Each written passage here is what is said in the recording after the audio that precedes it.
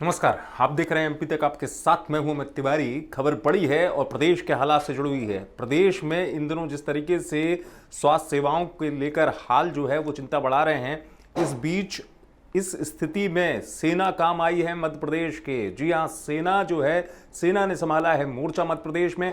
और कैसे सेना के इस मोर्चे को संभालने के बाद चीजें थोड़ी सी बदलती हुई नजर आएंगी, ये भी मैं आपको बताऊंगा। लेकिन क्या है ये स्थिति जब सेना को आना पड़ा? जी हां, वायुसेना का जो C-17 एयरक्राफ्ट है वो पहुंचा इंदौर। और इस विमान में वायुसेना के जब लोग आए तो इस विमान के आने के बाद क्या हुआ ये भी बताऊंगा, और इस विमान को क्यों आना पड़ा इंदौर ये भी आपको बताता हूं। दरअसल वायुसेना का C-17 विमान इंदौर इसलिए पहुंचा कि इस विमान में लोड किया जाना था ऑक्सीजन के टैंकर को। प्रदेश में ऑक्सीजन की सप्लाई या इतनी स्थिति ऐसी है कि ऑक्सीजन की सप्लाई चिंता का सबब बनी हुई है।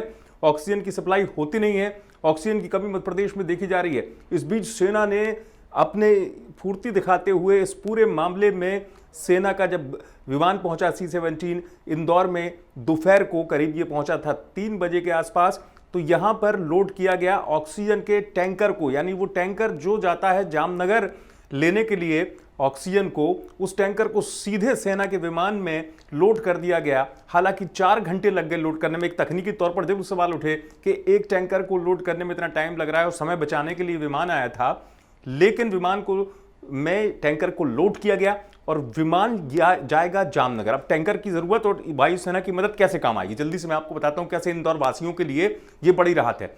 इंदौर से जामनगर पहुंचने में 700 किलोमीटर का रास्ता है। अगर टैंकर 50 की स्पीड से जाता है तो समझ जाइए 24 से 48 घंटे के बीच का वक्त लगता है।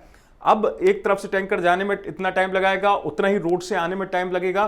तो इस टाइम का जो मूल्य है, जो कीमत है, बहुत है इंदौर के लिहाज से कि लोगों को ऑक्सीजन की जरूरत है। 2 घंटे बाद खत्म हो जाती है कई बार जो सप्लाई होती है। 100 से 110 टन की आवश्यकता है इंदौर को लेकर। तो अब विमान जो टैंकर को सीधे जामनगर पहुंचाएगा, जामनगर से टैंकर आएगा तो समय बच जाएगा। इस समय बचने से क्या होगा, लोगों की जिंदगी भी बच सकती है मध्य प्रदेश के जो लोगों, खासतौर से जो इंदौर में इलाज करा रहे हैं। हालांकि ये ऑक्सीजन के कंटेनर्स को ले जाने वाला काम जो है वायुसेना का विमान और भी जगहों पर कर रहा है, ये भी मैं आपको बता दूं।